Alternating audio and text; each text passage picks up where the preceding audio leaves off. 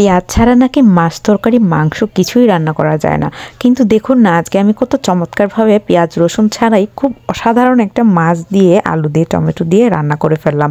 এই সুন্দর রেসিপিটা শেখানোর জন্য তাড়াতাড়ি করে ভিডিও অন করে দিয়েছি। প্রথমেই মাছগুলো সুন্দরভাবে ভেজে নিতে হবে। আর অবশ্যই মাছ ভাজির জন্য প্রথমে তেলটা ভালো করে গরম করে তার মধ্যে একটু লবণ দিতে হবে যাতে মাছগুলো কড়াইয়ের মধ্যে না লাগে। এক এক সবগুলো মাছ দিয়ে দিলাম এবং সুন্দরভাবে যা এপিট ওপিট করে ভেজে নিব। প্রথম যখন মাছ ভাজি করতাম একদম প্রথম দিকে আমি একদমই পারতাম না, আমার মাছটা তলানিতে লেগে যেত, ভেঙে যেত। কিন্তু বিশ্বাস করুন, এখন আমার কাজ করতে করতে এমন অবস্থা হয়েছে, এখন মাছগুলো পারফেক্টলি আমি ভাজি করতে পারি। দেখুন সুন্দর করে ভাজি করা শেষ, এখন সবগুলো মাছ আমি তুলে নিব। এরপরের স্টেপগুলো আপনারা দেখুন কিভাবে মাছকে পেঁয়াজ রসুন ছাড়াই খুবই টেস্টিভাবে বানানো যায়। বিশেষ করে এই তরকারিটা আমার খুবই ভালো লাগে, তাই ভাবলাম আপনাদের সাথেও পেঁয়াজ রসুন ছাড়া কিভাবে রেসিপিটা করা যায় সেটাই আপনাদের সাথে শেয়ার করবো বলে ওপেন করে দিলাম। এই যে গরম মাছগুলো তুলে তার মধ্যে যে তেলটা অবশিষ্ট ছিল, তো এই তেলের মধ্যে একটু রানী বাকড় দিয়ে দিলাম। দেখুন এটা রানী বাকড়, এটাই কিন্তু আসল স্পেশালিটি। এটার জন্য মাছটা অনেক টেস্টি হয়ে যায়। তার মধ্যে দিয়ে দিলাম আলুটা আগেই দিলাম যাতে হচ্ছে আলুটা একটু সিদ্ধ হতে সময় লাগে। নতুন আলু খুব একটা সময় নেয় না। এর মধ্যে হলুদ গুঁড়ো, মরিচ গুঁড়ো, এর মধ্যে লবণ দিয়ে দিলাম। দিয়ে ভালো করে মশলাটা কষানোর জন্য অল্প একটু পানিও অ্যাড করে দিব। তো পানিটা অ্যাড করার জন্য কিন্তু এটা মোটামুটি তাড়াতাড়ি হয়ে যাবে। আর অনেক সময় আছে পানিটা অ্যাড করলে মশলাটা তলানিতে লাগে না। এর সাথে আমি দিয়ে দিলাম টমেটোগুলো।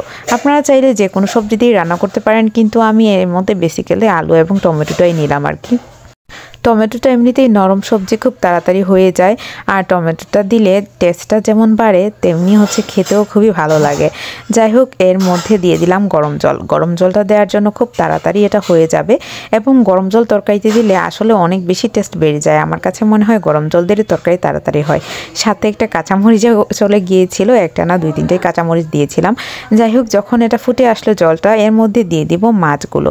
কারণ হচ্ছে এটা অলমোস্ট হয়ে এসেছে, সবজিগুলো সিদ্ধ হয়ে এসেছে। পরিমাণ মতো আমি তরকারি ঝোলও দিয়েছি। এখন আমি দিয়ে দিলাম মাছটা সুন্দরভাবে দেওয়ার জন্য পরিমাণ মতো জলও দিয়ে দিলাম। এবং আমার মনে হয়েছিল যে একটু লবণের পরিমাণ হয়তো কম হবে, তাই পরবর্তীতে আমি অল্প একটু লবণও অ্যাড করে দিয়েছি।